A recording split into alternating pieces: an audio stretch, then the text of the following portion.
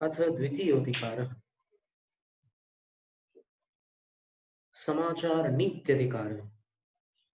समाचार, आज लोक में जो समाचार शब्द का अर्थ है वो उर्दू में उसको खबरें बोलते हैं, अंग्रेजी भाषा में न्यूज बोलते हैं, पर यहाँ पर समाचार का अर्थ होता है, अभी इसमें बतलाएंगे स्वयं आचार्य वीरनंदी सिद्धांत चक्रवर्ती बतलाएंगे समाचार का अर्थ क्या होता है।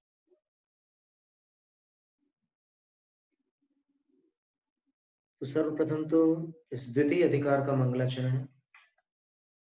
श्रियः पदं सर्वविदः पदाम्बुजं नमन् निलिम्पालि मिलिंद सुंदरम सन्मान सोल्लासि नखांशु केसरम पार्श्वस्य न स्यात् वरदञ्जिनीशिनः।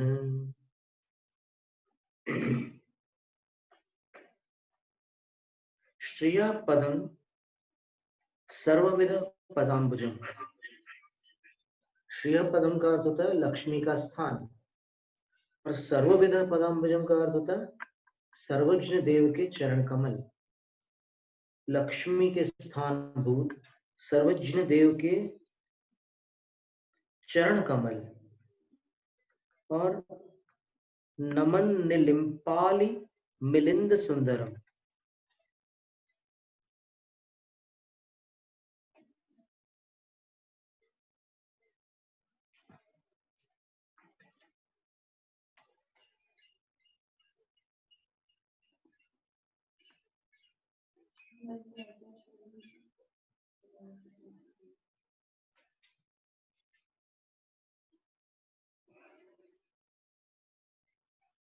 नमस्कार करते हुए निलिम्पाली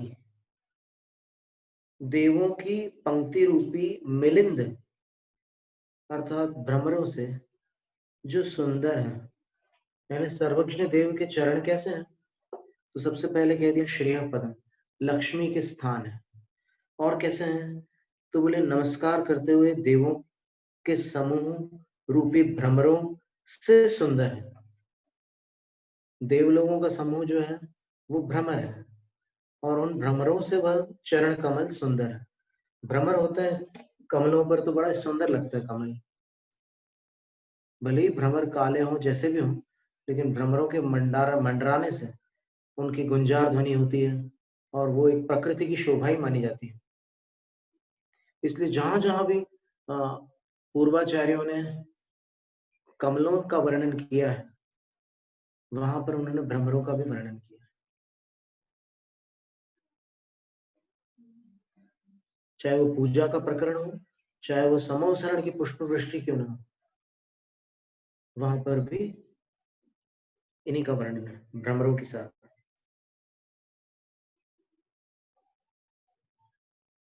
यानी ऐसा है कि पुष्प वृष्टि के समय वो जब देव लोग पुष्प छोड़ते हैं ऊपर विमानों से, तो उसमें भ्रमर व्याप्त होते हैं। फिर चूंकि सभा भूमि में विकलत्रय नहीं होते, तो फिर वो सभा भूमि में जब वो पुष्प पहुंचते हैं तो तब तक कमल उड़कर, वो भ्रमर उड़कर के कहीं अन्यत्र निकल जाते हैं। और कैसे हैं वो कमल? तो बोले सन्मान सोल्लास नखांशु केसर। चरण तो कमल है, लेकिन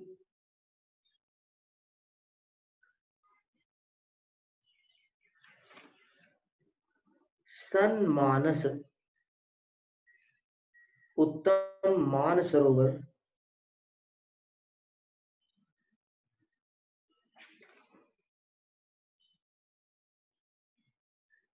में जो उल्लासी होते हैं, मानसरों में उल्लास रखने वाले तो हंस पक्षी होते हैं। हंसा मान सरोवर करके भजन भी आते हैं कहीं। तो सन्मान सोल्लासी नखांशु केसर।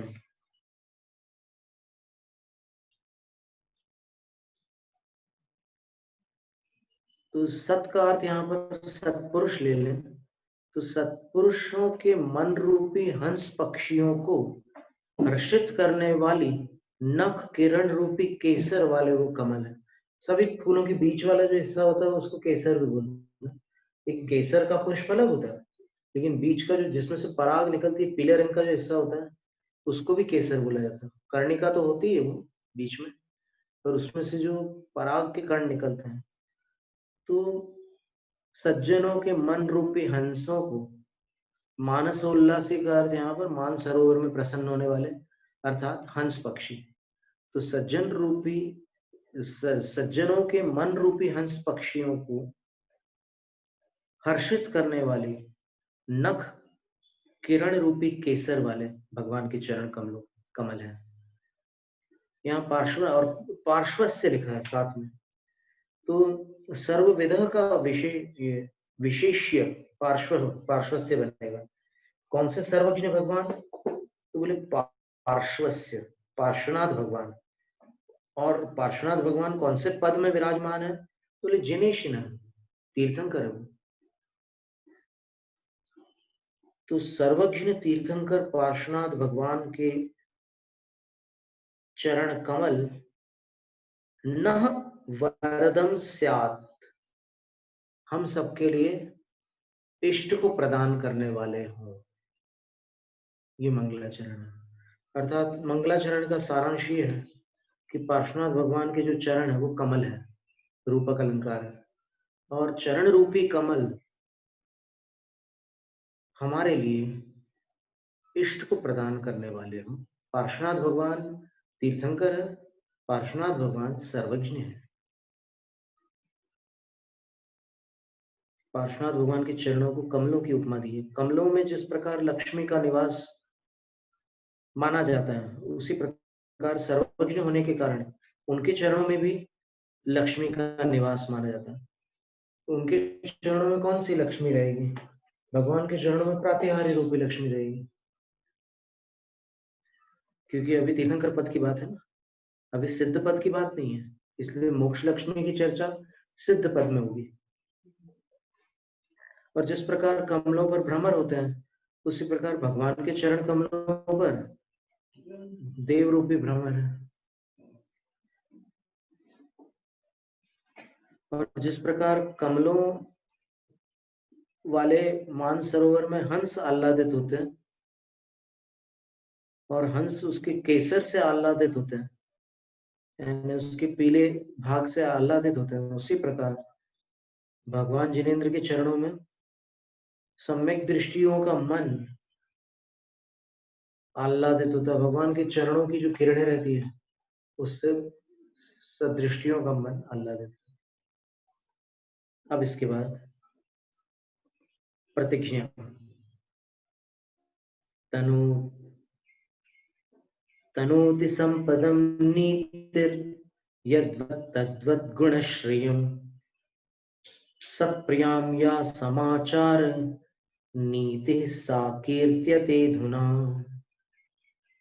यद्वत्, जिस प्रकार, नीति संपदम तनोति, नीति जो है वो संपदा को विस्तृत करती है, अनीति संपदा को नष्ट करती है, नीति संपदा को विस्तृत करती है। तद्वत, उसी प्रकार,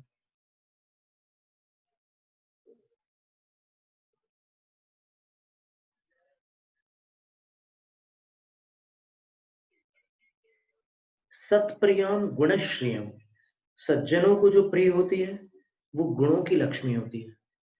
और गुणों की लक्ष्मी को कौन सी नीति विस्तृत करेगी? तो आचार्य कहते हैं समाचार नीति। तो या समाचार नीति गुणश्रियम सत्प्रियाम गुणश्रियम तनोति, जो समाचार नीति सज्जनों को प्रिय अथवा साधुओं को प्रिय गुणों की संपदा को विस्तृत करती है, सा अधुना कीर्त्यते। अब मूल गुणों का वर्णन करने के उपरांत वह समाचार नीति यहाँ पर कही जाती है। आचार्य वीरनंदी स्वामी ने एक संकल्प किया है कि अब दूसरे अधिकार में वो क्या कहने वाले हैं। तो उन्होंने उदाहरण दिया कि जैसे नीति संपदा को विस्तृत करती है, वैसे ही ये साधुओं की एक नीति कहलाती है, समाचार नीति। समाचार नीति के विरुद्ध अगर साधु जाते हैं तो फिर उनके गुणों की संपदा हानि को प्राप्त होती है, और समाचार नीति से चलते हैं तो यह गुणों की संपदा को, जो साधुओं को प्रिय होती है, उसको विस्तृत करती है। तो वह समाचार नीति अधुना अब कीर्त्यते कही जाती है। समाचार शब्द का अर्थ बतलाने पहले, सम समान सम सम्य गाचारो यह समैर्युतैः आचार्यते इति प्राज्ञैः स समाचार ईरितः।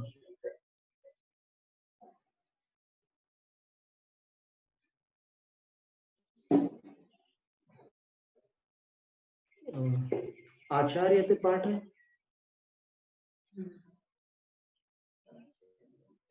आचार्यते या अक्षर में आ है? जी जी हो गया, ठीक है, अच्छी बात। आचार्यत इति प्राज्ञैः स समाचार ईरितः। समः, अब समाचार शब्द दो शब्दों को मिलाकर के बना है, सम और आचार।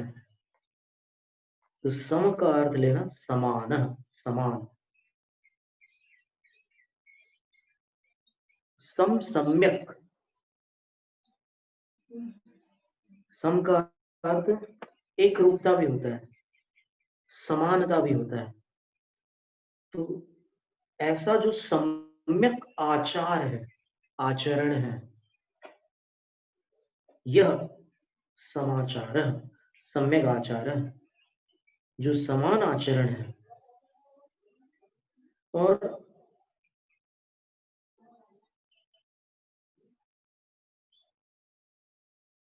समय युत ही, यह सम्यक आचार समान गुण वालों के युक्त होने पर, अर्थात साधुओं से साधुओं का मिलन होने पर जो समीचीन आपसी आचरण होता है, परस्पर में जो सम्यक आचरण किया जाता है, तो बस इसीलिए ससमाचार ईरित, वो समाचार कहा जाता है। कौन कहता है समाचार? तो बोले प्राज्ञ, ज्ञानी जन कहते हैं। जिनके पास प्रज्ञा होती है उनको प्राज्ञ कहते हैं, अथवा प्र और आंग उपसर्ग के साथ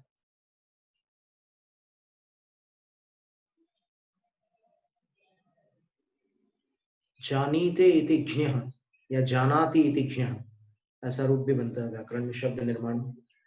और प्रकर्षेण आसमन्तात् जानाति इति प्राज्ञ, अच्छे विशिष्ट ज्ञानी जीव को प्राज्ञ कहते हैं।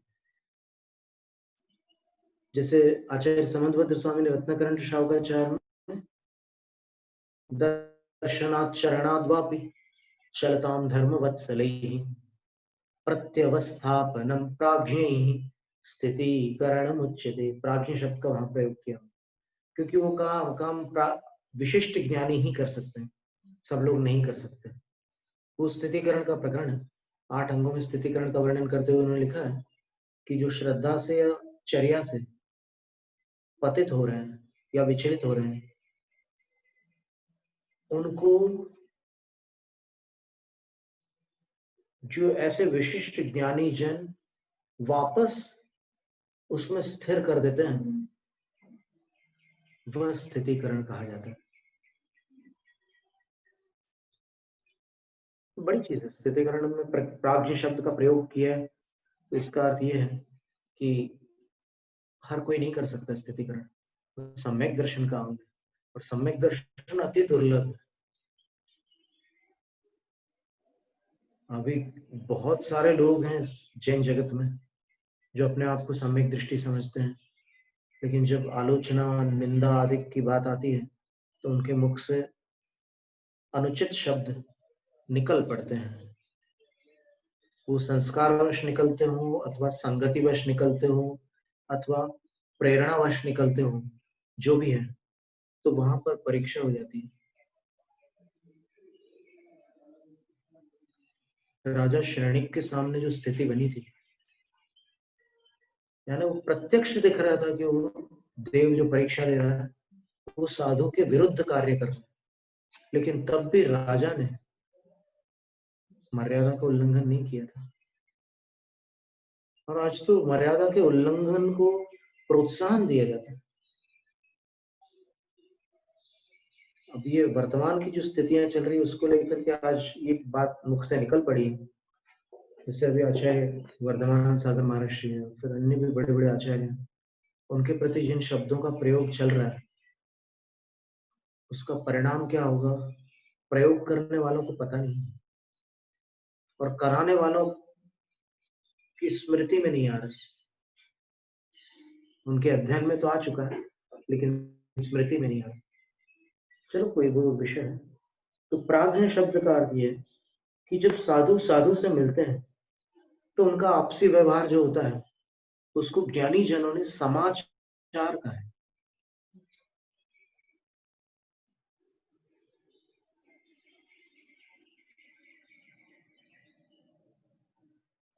यहाँ पर जब 480 नहीं 380 पिच्चियां थी, सब लोग आपस में कितने विनय से रहते थे और बड़े वात्सल्य के साथ सब चलता था, पूरा वार्तालाप आदि सब कुछ होता था।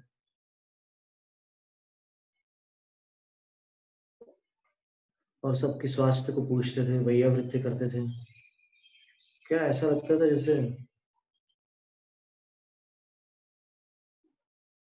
यही शोभा है इस काल की। पंचम काल में जो वीर शासन चल रहा है, धर्म तीर्थ चल रहा है भगवान महावीर स्वामी, उसमें ऐसी एक रूपता साधुओं के बीच वास्तव में शोभास्पद।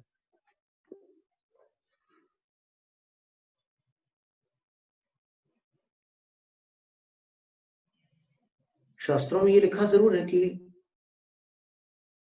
कौन से साधु अवंदनीय है, साधु द्वारा है ना, गृहस्थों को तो बीच में लाना ही नहीं यहाँ पर। साधुओं द्वारा कौन से साधु अवंदनीय है, ये बात शास्त्रों में आई है, पर इसका अर्थ ये नहीं है कि वो अस्थितिकरणीय भी है।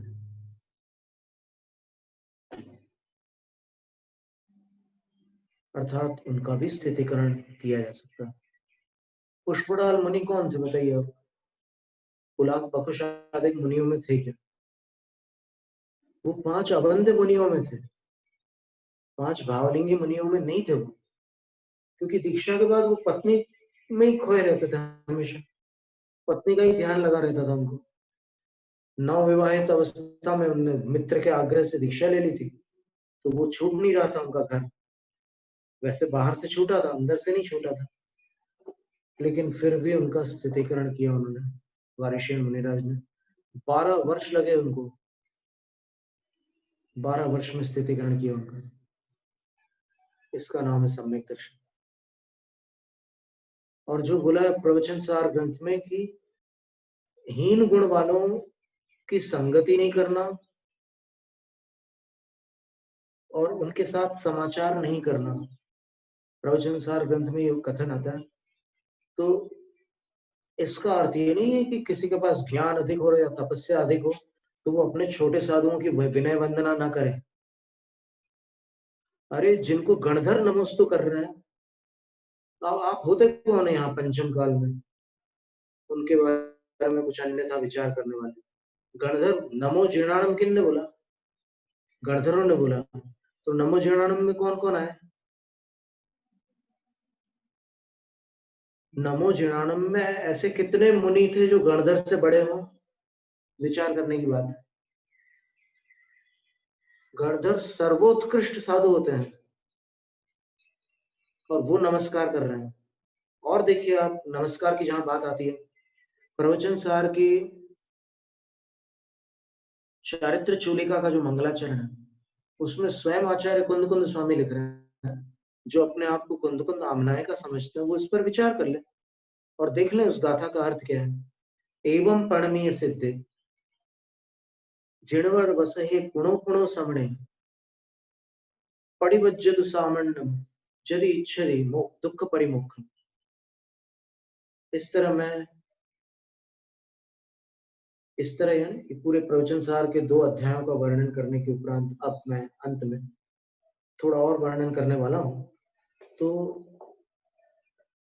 सिद्धे प्रणमीय, सिद्धों को प्रणाम करता हूं, जिणवर वसे तीर्थंकरों को प्रणाम करता हूं, और पुणो पुणो समणे प्रणमीय बारंबार आचार्य उपाध्याय और साधुओं को प्रणाम करता हूं। वो आचार्य हैं, कुंद कुंद आचार्य, और तीनों को प्रणाम कर रहे हो। तो हीन गुण का अर्थ आप पढ़ो तो सही प्रवचन सार में क्या लिखा है। हीन गुण का अर्थ मिथ्यात्व। जो मिथ्या दृष्टि साधु हैं उनके साथ वो कथन किया है वहां। हमने वही देखा कि जैसे मान लो कोई बहुत बड़े आचार्य, जैसे महान मासोपवासी कोई आचार्य है और उनके पास 10 पूर्व से भी ऊपर का ज्ञान है, तो वो अपने संघ के अन्य साधुओं को नमस्तु करेंगे, प्रति नमस्तु करेंगे कि नहीं करेंगे। तो फिर धवला की 9वीं पुस्तक के पहले सूत्र में उसका उत्तर मिल गया, नमो जिनाणम, पांचों परमेश्वरियों को नमस्कार। देश जिन आचार्य उपाध्याय साधु है, सकल जिन अरहंत और सिद्ध, पांचों परमेश्वरियों को मैं नमस्कार करता हूँ। गौतम गणधर जिनको नमस्तु कर रहे हैं, वो कोई गौतम गणधर से तो बड़ा हो नहीं सकता। हो सकता है क्या? तीर्थंकर के बाद सेकंड नंबर है गौतम गणधर में, फिर क्या उनसे बराबरी करेगा वो? तो जो उनके लिए वंदनीय है, वो जिनके लिए अवंदनीय है, वो वंदनीय हो सकते हैं। ये सोचने की बात है। इसलिए समाचार नीति का आचार्य विद्यासागर महाराज जी ने जब सन 88 में दीक्षा दी थी, 8 दीक्षाएं दी थी सोनागिरी में। 8वें तीर्थंकर की भूमि थी, तो वो उन्होंने 8 दीक्षाएं दी थी। तो उन्होंने जो दीक्षार्थी को दीक्षा के उपरांत जो शास्त्र दिए जाते हैं, गुरु के हाथ से दिए जाते हैं, तो उन्होंने मूलाचार के 3 अधिकार की जेरोक्स बनवाई थी और वो सबको पढ़ने दिए थे। प्रमाण सागर जी, उत्तम सागर महाराज जी, फिर पवित्र सागर महाराज जी, चिन्मय सागर महाराज जी, सुख सागर महाराज जी, और पावन सागर महाराज जी, 2 और मुनिराज भी थे, आर्जव सागर महाराज जी और माधव सागर महाराज जी। इन सबके हाथों में उन्होंने ये अध्याय दिया था। मूलाचार का तो ये अधिकार था, और इसके अतिरिक्त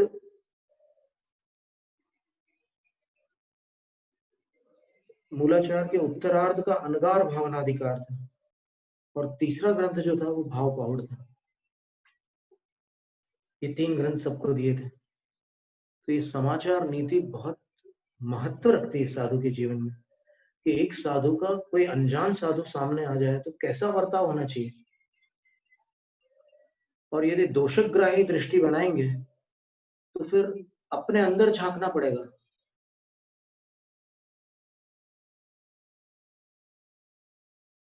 कोई और आपको निर्दोष समझ रहा है वो पर्याप्त नहीं है। आपकी अंतरात्मा क्या बोल रही है वो देखने योग्य है। और जैसे न आचार्य महाराज ने धर्म रत्नाकर के चतुर्थ अधिकार में 19वें काव्य में लिखा है, 7 चार चरित्राश्च कालेत्र किल साधव कथितास्तीर्थनाथेन तत्तथ्यम कथम अन्यथा। अत्र काले, इस काल में, तीर्थनाथेन किल साधव सातिचार चरित्राः कथिताः। इस पंचम काल में तीर्थंकर भगवान ने साधुओं को अतिचार युक्त चारित्र वाला बताया है, अर्थात वे साधु कोई ना कोई दोष करेंगे अपने मूल गुणों में, हो जाएंगे उनसे। तथ्यम, फिर आचार्य कहते हैं कि वो तथ्यभूत कथन है उनका, यथार्थ है उनका कथन। कथम अन्यथा, उनकी बात अन्यथा कैसे हो सकती है।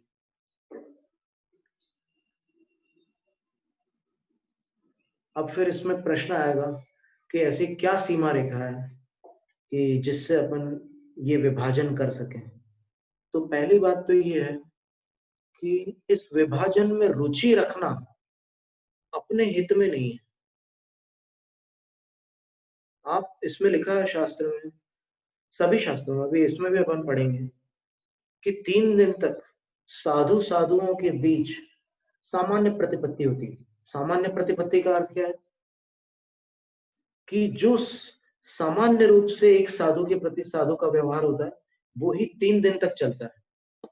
और 3 दिन के बाद जब ये देखते हैं कि 6 आवश्यकों में वो लापरवाही कर रहे हैं, उनकी रुचि नहीं हो रही है, अथवा और भी कोई चीजें देखते हैं, वो तो उसमें साधुओं का विषय हुआ, तो अगर कुछ अच्छाइयां मिलती है तो विशेष ही द्रव्य लिखा है, प्रवचन सार की टीका में लिखा है कि फिर विशेष रूप से उनका आदर करो। और अगर कुछ बिगड़ा हुआ काम मिलता है तो फिर उनसे आप तटस्थ हो जाओ। आपको बुराई करने का कोई अधिकार नहीं है, आपको अपने भक्तों को गलत प्रशिक्षण देने का कोई अधिकार नहीं है, और दुनिया की जो आर्त रौद्र ध्यान वाली बातें हैं उसका कोई वहां प्रसंग ही नहीं है। आप तटस्थ हो जाओ। माध्यस्थ भावम विपरीत वृत्तम, ये वृत्ति का नियम है कि कोई भी विपरीत प्रवृत्ति वाले होंगे तो उनके प्रति मुझे माध्यस्थ भाव रखना है। माध्यस्थ भाव का अर्थ ये नहीं होता कि आप द्वेष करो, द्वेष माध्यस्थता नहीं कहलाती। तो आप समता भाव रखो, बिल्कुल आप अपना काम करो, ऐसा है। तो ये समाचार नीति एक महत्वपूर्ण नीति। समाचार का अर्थ आप समझ लेना कि समान आचरण वालों का परस्पर मिलने पर जो बर्ताव होता है उसका नाम समाचार नीति है। और ये साधु के जीवन में देखिए, मूल गुणों के बाद तत्काल दूसरे अधिकार में आचार्य वीरेंद्र सिद्धांत चक्रवर्ती ने इसका वर्णन किया है कि मूल गुण वाले मूल गुण वालों से मिले तो कैसा बर्ताव करे आपस में, वो बता रहे। अभी अपन और भी देखेंगे आगे, और भी बहुत सुंदर बातें आने वाली है, तो अपन अनेक ग्रंथों के आधार से भी उसका समाधान निकाल सकते हैं।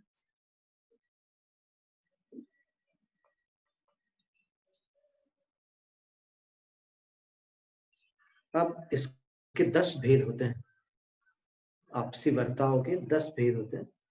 एष संक्षेप विस्तारात् द्विभेदोद्देश्य भेद दश भेदगः। एष संक्षेप विस्तारात् द्विभेदो दश भेदगः। संक्षेपो नल्प भेदोन्य आदि भेदा इमे दश।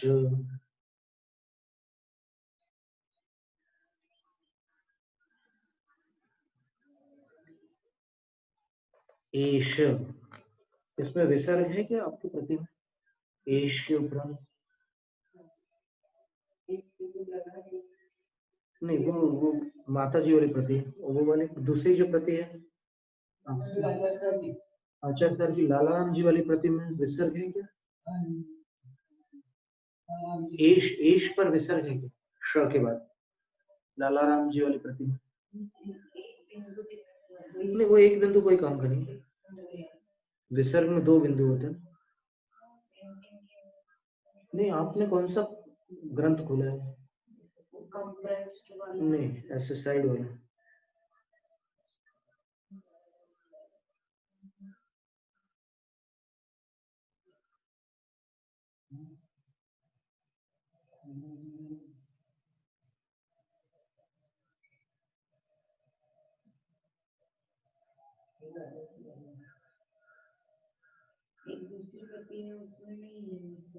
नहीं है ना? हाँ वही दूसरी प्रति चाहिए थी हमें। अच्छा वो वाली भी है एक प्रति, ठीक है 4 प्रतियां होगी कोई, बहुत अच्छा। जितनी प्रतियां हो ना तो उतना अच्छा लगता है अर्थ करने में। एक और निकाल, हाँ उसमें नहीं है, उसका असली में व्याकरण में नहीं है। कितना नंबर श्लोक नंबर?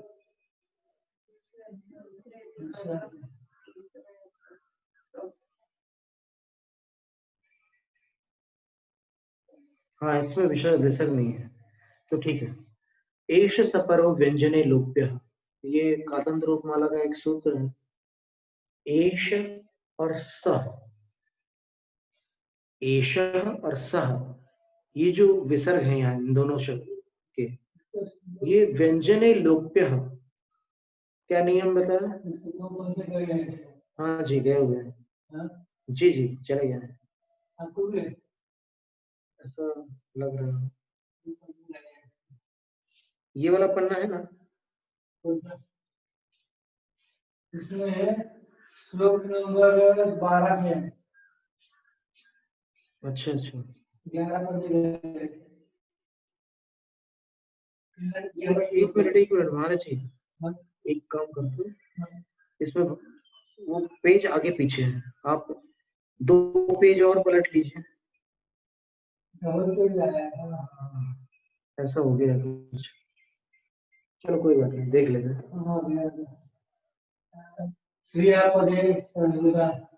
हाँ जी जी ये प्रारंभ है ये, बिल्कुल हाँ एश चाहिए। असली में एश और स के लिए एक नियम है, जो भी विद्यार्थी बनकर पढ़ रहे हैं उनके काम की बात है कि ये जो 2 शब्द होते हैं एशः और सः, इन शब्दों के सामने अगर कोई व्यंजन आ जाता है, कादीनि व्यंजनानि, कातंत्र उपमाला में क से लेकर ह तक व्यंजन होते हैं, तो अगर कोई भी व्यंजन होगा एश या स के बाद तो विसर्ग का लोप हो जाएगा।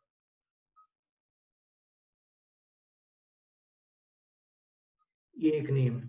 फिर जीवामूली और उपध्मानी का अलग नियम है।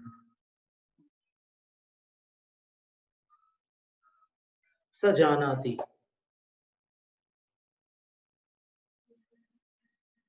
एष करोमि या एष करोति, दोनों रूप बन सकते हैं। एष संक्षेप विस्ताराति पढ़ा था श्लोक अपन ने। तो यह जो समाचार है, साधुओं की जो ये समाचार नीति है, यह संक्षेप विस्तारा द्विभेद, संक्षेप समाचार नीति और विस्तार समाचार नीति की अपेक्षा 2 भेदों को प्राप्त है। दश भेद संक्षेप, 10 भेद को संक्षेप समाचार प्राप्त होता है, यानी साधुओं की जो संक्षेप समाचार नीति है उसके 10 भेद हैं, और अन्य अनल्प भेद, और दूसरी जो है विस्तार समाचार नीति वह अनल्प भेद, यानी उसमें कोई अपन अनल्प, अनल्प का वो कम भेदों वाले नहीं है वो नीति, विस्तार नीति वो भी अनल्प भेद वाली, इससे अधिक भेद वाली है। तो अब आदि भेदा इमे दश, जो प्रथम आदि वाला कौन सा था संक्षेप समाचार, उसके भेद इमे दश, इमे यानी यह दश, कौन से दश है तो नाम बता रहा, इच्छा मिथ्या तथा कारेच्छा वृत्त्याशीर निषिद्धिका अप्रच्छनम प्रतिप्रश्न चानिमंत्रण संशयो, ये 10 है। इच्छाकार, मिथ्याकार, तथाकार, इच्छा वृत्ति, आशीर, आशीह, निषिद्धिका, आपृच्छा, प्रतिपृच्छा और अनिमंत्रण और संश्रय,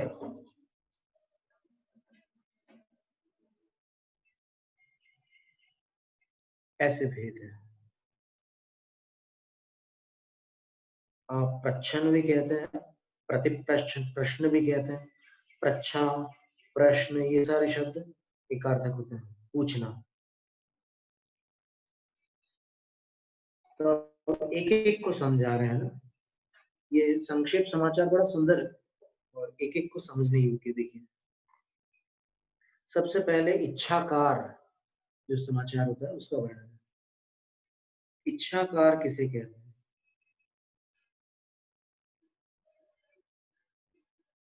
पुस्तकातापयोगादिर या यांचा विनयान्विता स्वपरार्थे यतीन्द्राणां स्वेच्छाकारः निप्ररूपितः।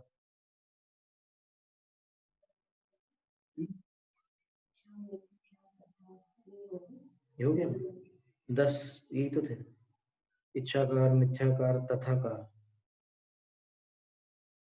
फिर इच्छा वृत्ति, आशीः, निषुद्धिका, आपृच्छन, प्रतिप्रश्न, आनिमंत्रण और संशय, ऐसे 10 भेद हैं।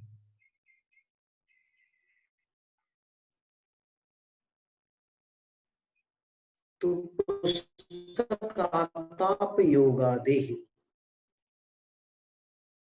या यांचा योग आदि की भी याचना की जाती है। गुरु से कहते हैं कि आचार्य श्री, हम आत्मापन योग करना चाहते हैं, आप हमें अनुमति प्रदान कीजिए। ये याचना है, अनुमति मांगी जा रही है। और आदि शब्द से और भी कोई वस्तु हो सकती है, पिछी, कमंडल, कुछ भी आचार्य महाराज से जो भी शिष्य मांग सकता है वो मांगेगा। तो इनकी जो याचना की जाती है, और कैसे की जाती है वो याचना, विनयान्विता, विनय संपन्न होकर याचना की जाती है, इसलिए वो याचना विनय अन्वित होती है, विनय से संपन्न होती है। और ये याचना स्वपरार्थ है, अपने विषय में भी की जाती है और अन्य कोई साधु के विषय में भी की जाती है। ये जरूरी नहीं है कि कुछ साधु संकोची होते हैं, उनको लगता है कि मैं गुरु से कैसे कहूँ कि कमंडल चाहिए। तो फिर कोई और शिष्य जो थोड़ा सा बोलने में बोल्ड, मतलब बोलने में संकोची कम है, वो गुरु से आकर के कह देंगे कि आचार्य उनको भी कमंडल या फिर पिछी जो भी चाहिए वो बोल देंगे दूसरे। तो इसीलिए परार्थे भी हो जाती है। और यतीन्द्राणा, ये यतीन्द्रों के पास जाकर के ये याचना की जाती है, यानी आचार्यों के पास जाकर के ये याचना की जाती है। और दूसरा अन्वय इसका इससे जुड़ेगा कि वो वह जो याचना की जा रही है, वह याचना यतीन्द्राणाम इच्छाकार प्ररूपित सा यांचा, जो याचना विनय संपन्न होकर की है आचार्यों से, वह याचना यतीन्द्रों के लिए अर्थात मुनिराजों के लिए इच्छाकार नाम का समाचार। इच्छाकार का मतलब अपनी इच्छा रखना, अपने उनके सामने इच्छा करना, गुरु के सामने वचनों द्वारा इच्छा करना कि हमें अमुक शास्त्र की आवश्यकता है, हमें पिछे की आवश्यकता है, कमंडल की आवश्यकता है, चटाई, पाटा, चश्मा, जो भी साधु के योग्य जो भी उपकरण अथवा परिग्रह है, वो गुरु से जाकर के उनकी याचना करते हैं विनय।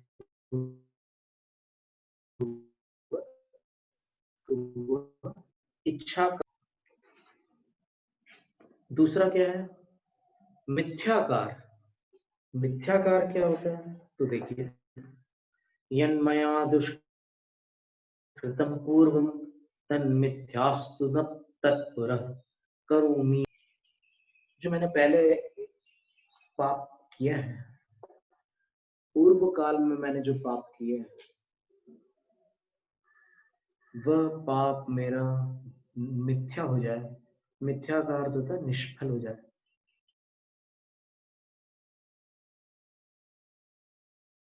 अर्थात क्षय को प्राप्त हो जाए। और तत् दुष्कृतम पुनः न करो,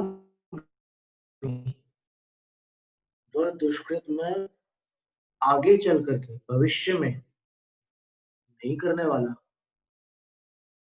इति मनोवृत्ति, ऐसी मन की परिणति को मिथ्याकार कहते हैं। और यह मिथ्याकार अति निर्मल है, अत्यंत निर्मल भावना रूप मन को बिल्कुल निर्मल बना देता है।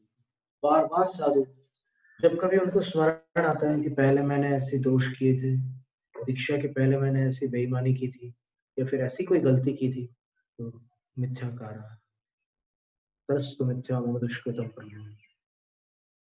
न तत् पुनः करोमि पुनः करोमि। पुनः यानी आगे भविष्य में, पुनः यानी दोबारा, पूरा लिखा है यहाँ पर, तो भविष्य में नहीं करूंगा, ऐसा अर्थ है।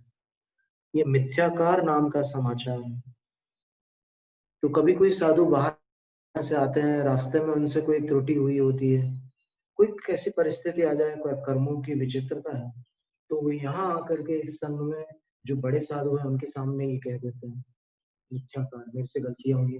और यहाँ आपकी संगति में मुझे जो जो जानकारी मिली है, तो ये जानकारी मेरे पास पहले नहीं थी, तो मेरे अनजाने में जो गलतियां हुई है उसके लिए मैं मिथ्याकार करता हूँ। ये ऐसे आपस में साधु हिल मिल करके अपने दोषों का निराकरण करते हैं। कोई स्पर्धा तो है ही नहीं मोक्ष मार्ग में। स्पर्धा इसलिए नहीं है कि सबके प्रारंभिक बिंदु अलग है। सबने जो शुरुआत की है वो किसी अन्य कारण से की है, और वो काल भी भिन्न है, क्षेत्र भी भिन्न है, सब कुछ भिन्न है, भाव भी भिन्न है, द्रव्य भी भिन्न है, द्रव्य क्षेत्र काल भाव सब कुछ भिन्न है। तो आप अकेले हो मोक्ष मार्ग पर जाने वाले, वो अपने मोक्ष मार्ग पर जा रहे हैं, आपके मोक्ष मार्ग पर आप अकेले ही चल रहे हो। तो इससे किससे क्या स्पर्धा है? अपने को अपने से ही आगे बढ़ना है, किसी अन्य को पीछे नहीं करना है, अपने से ही आगे बढ़ना है। कितना सुंदर बात है ये, मिथ्याकार। और देखो कई साधुओं में ये चीज देखने मिलती है, वो एकदम सहज में स्वीकार कर लेते हैं, वो कोई ख्याति कीर्ति नाम बड़ाई के चक्कर में रहते ही नहीं। जैसे एक उदाहरण हम आपको देते हैं, एक साधु थे, उनकी संलग्न हुई नेमावर में, उनके साथ हम रहे हैं काफी। सिद्ध सागर महाराज श्री उनका नाम था। एकदम सरल भोले बाबा थे, बिल्कुल वृद्ध महाराज थे। क्या हुआ कि एक बार सिद्ध चक्र विधान हुआ पनागर में, और हमारे माध्यम से वहां मैना सुंदरी की कथा हुई, और अंत में सिद्ध सागर महाराज का वक्तव्य हुआ। तो फिर उन्होंने जो जो कंटेस्ट किया था उस विषय में, वो सब कुछ सुना दिया वहां पे। और उसके बाद वो रुक गए हैं, और फिर बड़ी सहजता से बोलते हैं कि भैया इसके बाद का मुझे कुछ नहीं आता, क्योंकि मेरे पास जो किताब थी उसका पन्ना ही फटा हुआ था, बोले इसके बाद। तो जहां तक पन्ने थे वहां तक मुझे याद है, वो मैंने सुना दिया। बोले आंसू आ गए वहां पर विद्वानों की आंखों में, कि एक सबसे जिनका ऊंचा स्थान है निर्गंथ मुनि, वो इतनी आसानी से बोल रहे हैं कि मुझे नहीं आता। मुझे नहीं आता बोलने वाले कुछ समय बाद उनको सब कुछ आने लग जाता है, और मुझे आता है बोलने वालों को वो भी चला जाता है।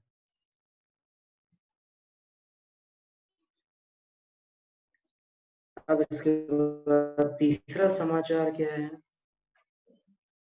कह रहे हैं तथाकार। तथाकार, कभी कभी हमने इसका प्रयोग किया है, जब कोई आचार्य कोई अच्छे समाधान देते हैं तो उसकी अनुमोदना के लिए अपन बोलते हैं तथाकार। आपने जो कहा बिल्कुल सही कहा, वैसे ही है। बिल्कुल आगम सम्मत अगर कोई आचार्य समाधान दे या कोई भी साधु गुरु, तो फिर तथाकार बोला जाता है, बिल्कुल ठीक है। तथा का मतलब वैसा ही है। तत्वाख्यानोपदेशादो नान्यथा भगवद वचः तत्तथ्येत्यादरेणोक्तिस् तथाकारो गुणाकरः। तत्व के व्याख्यान के समय अथवा धर्म के उपदेश आदि के काल में, अथवा प्रश्न आदि आदि शब्द में प्रश्नोत्तर के समय भगवत वचन नान्यथा, भगवान के वचन अन्यथा नहीं हो सकते। तत् तथेति, वो वैसे ही है जैसा भगवान ने कहा, बिल्कुल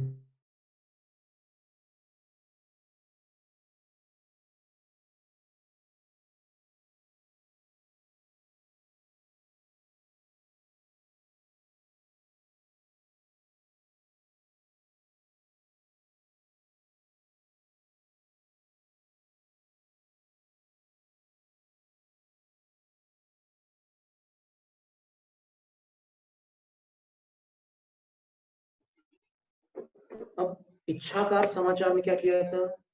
आचार्य से उन्होंने याचना की थी। अब सारी की सारी याचनाएं आचार्य याचक शिष्य की इच्छा के अनुसार पूरी नहीं करते। कभी कभी उसमें वो परीक्षा भी लेते हैं, कभी कम ज्यादा भी करते हैं। तो ऐसी स्थिति में पूर्वाताप योगोपकरणादिशु, पहले जो इच्छाकार समाचार में जो अनशन, आतापन आदि योग और उपकरण आदि के विषय में आचार्य से इच्छाकार किया था। अब यदि वो इच्छा के अनुसार वहां से पूर्ति नहीं हुई, तब क्या करना? तो बोले गणिच्छानुवृत्ति, आचार्य की इच्छा का अनुकरण करना। फिर जैसे आपको नई सर्वार्थ सिद्धि चाहिए थी, आचार्य महाराज ने पुरानी दे दी, अब क्या करोगे? तो यहाँ क्या कह रहे हैं? गणिच्छानुवृत्ति, गणि का अर्थ होता है आचार्य, उनकी इच्छा का अनुवर्तन करना, अनुकरण करना। अनुवृत्ति का अर्थ अनुकरण करना। मैंने ठीक है, मुझे पुरानी दे दी, पर गुरु ने दी ना, अपने हाथ से दी ना, तो ठीक है, बस उनकी इच्छा को मैं स्वीकार करता हूं, मेरी इच्छा जाने दो। सा इच्छानुवृत्ति, वह जो समाचार है उसका नाम इच्छानुवृत्ति समाचार। कैसा है वो समाचार? या विनयास्पदा, वो विनय का आस्पद है।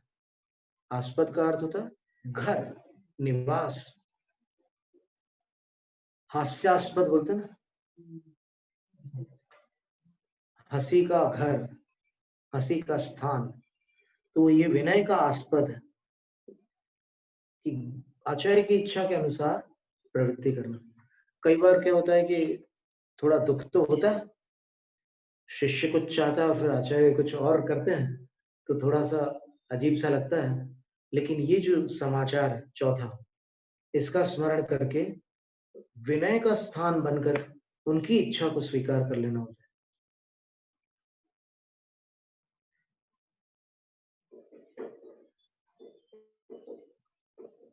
कोई नहीं चाहता कि गुरु को छोड़े, लेकिन अब वहां से आदेश होता है तो फिर अब छोड़ते हैं, चाहे रोक कर छोड़ो या फिर आज्ञा मानते हुए। आज्ञा तो मानते ही हैं, जैसे भी आप जैसे भी मन से छोड़ो, वहां से जाना तो होता ही, उनका आदेश हो गया तो यहाँ कह रहे हैं एकदम उनकी इच्छा के अनुसार। बिल्कुल ठीक है, आपने कह दिया मेरी क्या इच्छा है, गुरुदेव मेरी नैया उस पार लगा देना। मैंने आपके ऊपर सौंप दिया, आपको ही मेरी नाव ले जाना उस पार। तो आप अगर कह रहे हो कि जाओ, तो ठीक है, आपकी आज्ञा तो मेरे साथ ही रहेगी। ऐसे निकलते हैं।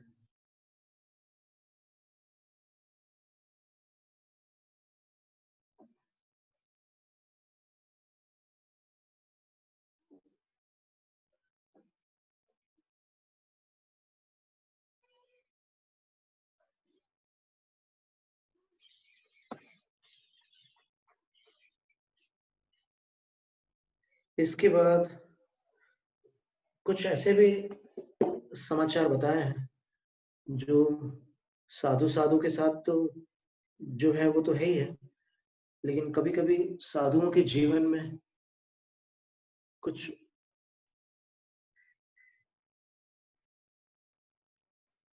देवों का भी कुछ उनके आसपास आवागमन वगैरह कुछ हो जाता है।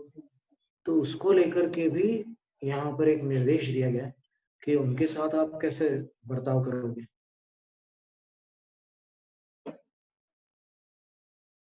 तो बहुत सावधानी से उन्होंने ये कथन किया, मूलाचार में भी है और यहाँ पर भी है। स्थिता वयम यत् कालम याम क्षेमोदयोस्तु ते इति शासनसनं व्यन्त राधे राशिर्निरुच्यते।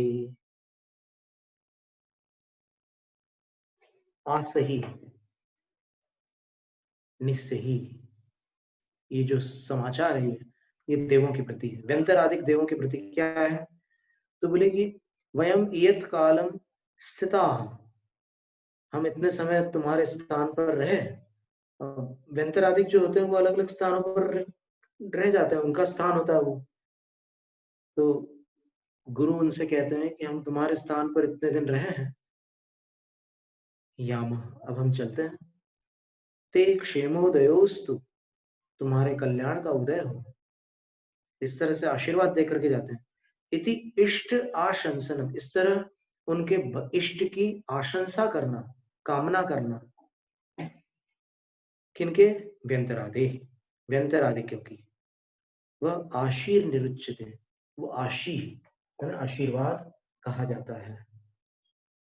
अब इसमें किसको कौन सा आशीर्वाद देना, वो भी बहुत सुंदर वर्णन है। अभी अपन पढ़ेंगे इसी में कि साधु गृहस्थों में भी बहुत श्रेणियां हैं, प्रतिमाधारियों में भी कितने प्रकार के 10-11 प्रतिमाएं होती है।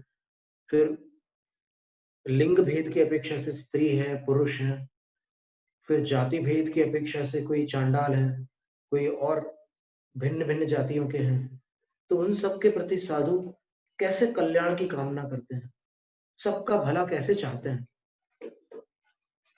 उसका भी वर्णन इसी अधिकार में आने वाला है। अभी अपन ने इन 5 समाचारों को पढ़ा है। तो ये आशी नाम का जो समाचार है वो जब प्रस्थान करते हैं उस काल में किया जाता है। उन देवों को आशीर्वाद देकर के निकला जाता है।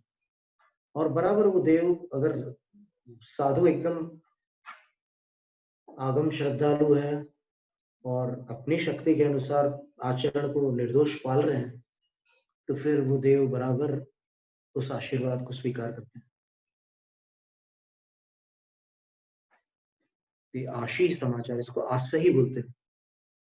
और साधु मंदिर से बाहर निकलते समय भी आज से ही बोल जाते हैं, कई बार ऐसा भी देखा गया है।